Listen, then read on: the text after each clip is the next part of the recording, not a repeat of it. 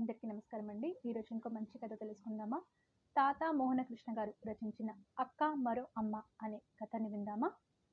చిన్నప్పటి నుంచి మా అక్క, నేను ఈ ఊరిలోనే ఉన్నాము. ఇప్పుడు నాకు ఉద్యోగం రీత్యా వేరే ఊరు వెళ్ళాల్సి వస్తుంది.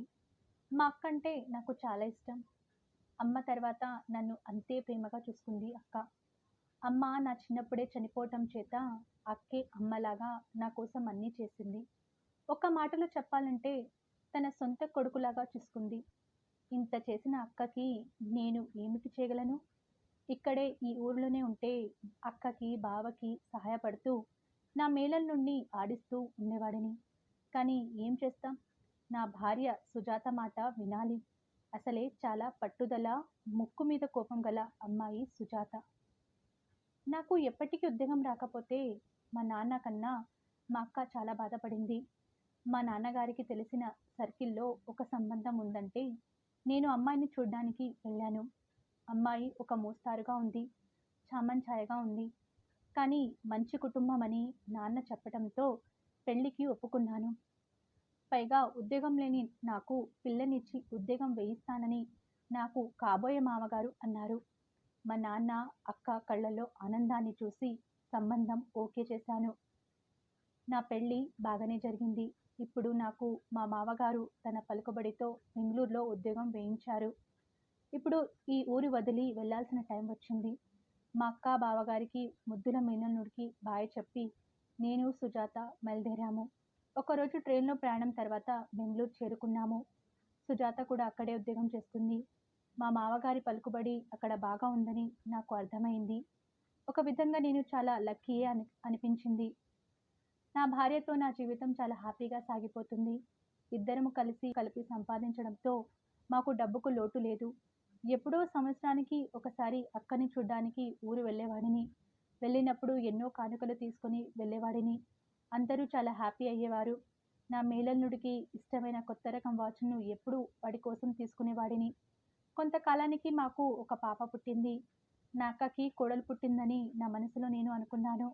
కానీ సుజాత మాత్రం ఎప్పుడూ అలా ఆలోచించలేదు. కాలంతో పాటు సుజాతకి స్టేటస్ ఫీలింగ్ కూడా బాగా ఎక్కువయింది. ఇంట్లో ఏ పని చేసేది కాదు. పని మనిషి ఉన్నా ఇంట్లో మిగతా పనంతా నేనే చేసేవాడిని. పిలిచి పిల్లనిస్తే ఇంతేనేమో అనుకునేవాడిని. కాలం చాలా వేగంగా గడిచిపోతుంది.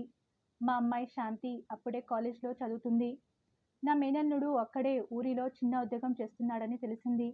ఉద్యోగం లేక చాలా బాధపడుతూ ఈ జీవితం వద్దని ఆత్మహత్య చేసుకునే టైంలో నా అక్క ధైర్యం చెప్పి నేనున్నానని చెప్పి నాకు పెళ్లి చేసి జీవితాన్ని ఇచ్చింది. ఇప్పుడు నా అక్క రుణం తీర్చుకునే టైం వచ్చిందని అనిపించింది. ఇక్కడ బెంగుళూరులో నాకు తెలిసిన కంపెనీలో ఉద్యోగం కోసం అప్లై చేయమని కిరణ్‌కి చెప్పాను. వెంటనే బయలుదేరి రమ్మని కూడా చెప్పాను. ఒక వారం రోజులు నా మేనల్లుడు కిరణ్ బెంగుళూరుకి వచ్చాడు. స్వతహా తెలివైన కిరణ్ వెంటనే ఉద్యోగానికి సెలెక్ట్ అయిపోయాడు. తన ఫ్రెండ్స్‌తో పాటు ఆఫీస్‌కి దగ్గరలో హాస్టల్‌లో ఉన్నాడు. చిన్నప్పటి నుంచి కిరణ్ గురించి ఎక్కువగా చెప్పడం చేత ఇంకేమో మరి శాంతికి బావంటే చాలా ఇష్టం ఏర్పడింది. సుజాతకి ఎప్పుడు కిరణ్ అంటే ఇష్టం ఉండేది కాదు. కానీ నేను మాత్రం అప్పుడప్పుడు హాస్టల్‌కి వెళ్ళి కిరణ్‌కి కలిసేవాడిని. వెళ్ళేటప్పుడు కిరణ్‌కి ఇష్టమైన వంటకాలు నేనే చేసి తీసుకుని వెళ్ళేవాడిని. నాకు కూడా తెలియని విషయం ఏమిటంటే నా శరీరంలో పెరుగుతున్న అనారోగ్యం. ఒకరోజు డాక్టర్ దగ్గరికి జనరల్ చెకప్ కోసం వెళ్తే విషయం తెలిసింది. డాక్టర్ చెప్పిన విషయం సుజాతకు చెప్పాను. మీకు ఏమీ అవ్వదని కొట్టిపడేసింది. భర్త అంటే అంత ప్రేమ మరి. భర్తను దగ్గరుండి కాపాడుకోవాల్సిన భార్య ఇలా అనేసరికి నాకు నా ఆరోగ్యం పైన ఆసక్తి పోయింది. ఎందుకో ఆఖరిసారిగా కిరణ్ దగ్గరికి వెళ్ళాలనిపించింది. ఆ రోజు నన్ను చూసిన కిరణ్, మావయ్య ఏమిటి అలా ఉన్నావు? ఏమైంది? అని అడిగాడు.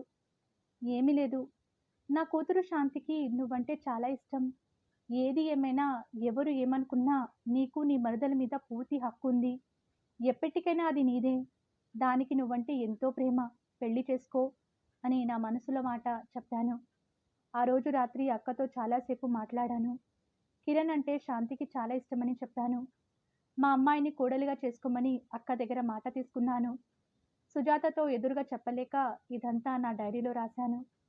మంచి ఉద్యోగంలో సెటిల్ అయిన కిరణ్‌కి నా కూతురిని అప్పగించాను. అక్క రుణం ఈ విధంగా తీర్చుకుంటున్నాను. ఈ జీవితానికి ఇది చాలు.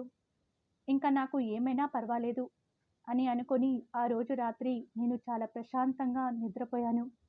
ఆ తర్వాత నేను ఇంకా లేవలేదు. మీకు ఈ కథ నచ్చితే లైక్ చేయండి, షేర్ చేయండి. మరిన్ని మంచి కథల కోసం మన ఛానల్‌ని సబ్స్క్రైబ్ చేసుకోండి. ధన్యవాదములు.